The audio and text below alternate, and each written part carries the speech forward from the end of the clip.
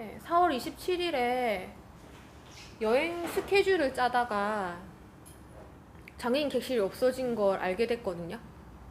그 특별한 지도라 그래서 그 경남 지역 장애인 관광지를 발굴하고 있거든요.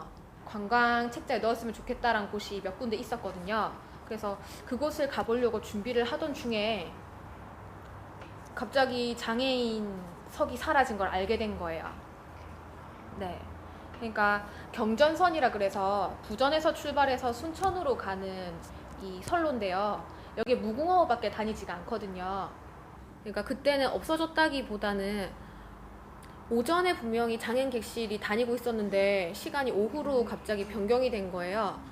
그래서 지금 여기에서 오후에 기차를 타고 그쪽으로 가면 돌아오는 차량이 없는, 돌아오는 차량이 지금 떠나는 시간보다 더 빨리 있는, 그래서 있으나 마나 정도? 결국 많은 사람들이 이용하지 않기 때문에 다른 곳으로 배차됐다, 뭐 이런 내용들이 좀 돌아왔었어요. 그리고 5월 1일부터는 사라지게 된다고 다시 말씀을 해주시더라고요. 네, 없어지게 된다고. 그래서 지금 없어진 상태입니까? 네, 지금은 없어진 상태예요. 제가 코레일에 공문만 저희 이름으로 3번 보냈는데 답이 없어서, 그래서 요거를 저희가 여러 가지 방면으로 좀 대응을 했었거든요. 이동권 연대 찾아갔었어요. 그 이동권 연대에서도 공문을 보냈다라고 알고 있는데 답이 없었고, 인권위에 가서 진정을 넣었더니 그제서야 답이 왔거든요. 열차가 없어진 게 아니라 총 9대가 고장이 났는데 7월 20 며칠까지는 다시 복귀를 시켜주면 되겠냐라고 해서 그렇다, 그렇게 해달라니까 그러면 인권이 진정을 취해달라 했습니다. 그 코레일 쪽의 반응은 처음엔 어땠었냐면요.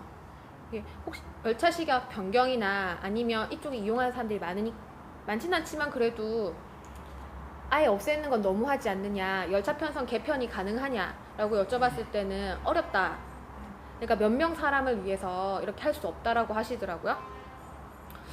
그런데 인권위 쪽에 진정을 넣고 인권위에서 나서기 시작하니, 조사관이 나간다라고 그쪽에 공문을 띄우기 시작하니까 다시 연락이 오셔가지고 사실은 그렇지 않다.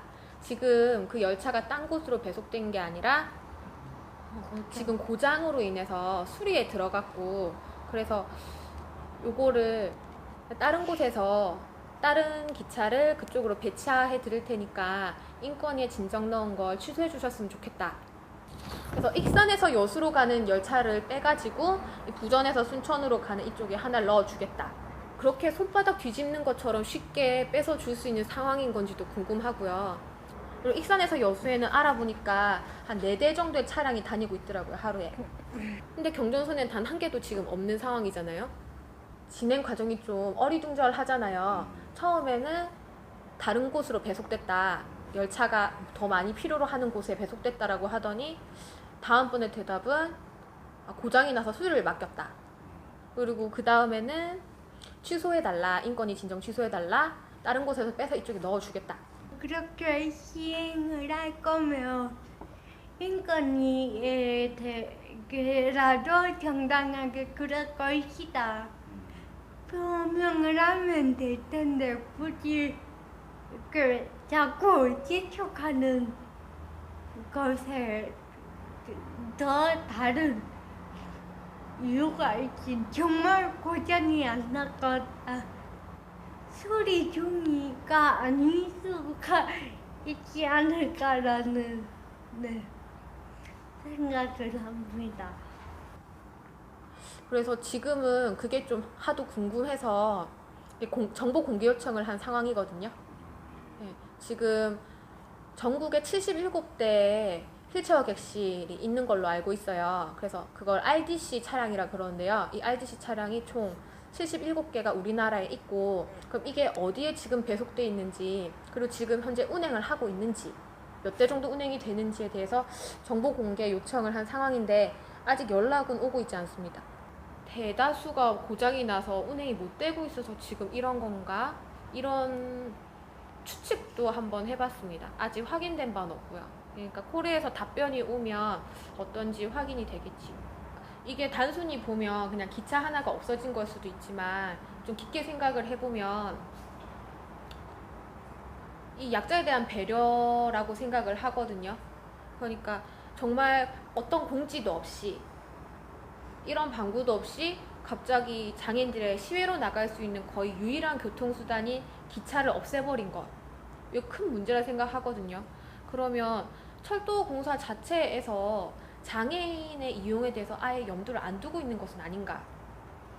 그러니까 요거를 어떻게 불시로 해서 전국적으로 아예 요구를 해보면 또 어떨까 생각을 들거든요. 그러니까 물론 저희 단체가 너무 작아서 좀 힘들겠지만 좀 다른 큰 단체에 요청을 해서라도. 근데 정말 코레의 인식은 좀 생각을 해봐야죠. 정말 공기업인데 이렇게 장애에 대한 배려가 없을 줄이야. 이건 정말 코레일이 지탄받아야 마땅하죠. 이게 지금 처음 나온 얘기는 아니거든요. 사실 기차 무궁화호를 타려고 하다가 무궁화호 레일 아시잖아요? 타려면 그 위험한 경사로 레일 같은 걸 건너야 되고, 그리고 객실이 그렇게 긴데 많은데 장애인 객실 달랑 2석밖에 없고, 참 문제가 많아서 예전부터 진정은 꾸준히 일어나고 있었거든요. 그래서 2008년도인가 9년도에 진정이 인권이 한번 들어갔어요. 그래서 코레일에서 그때 진정을 받고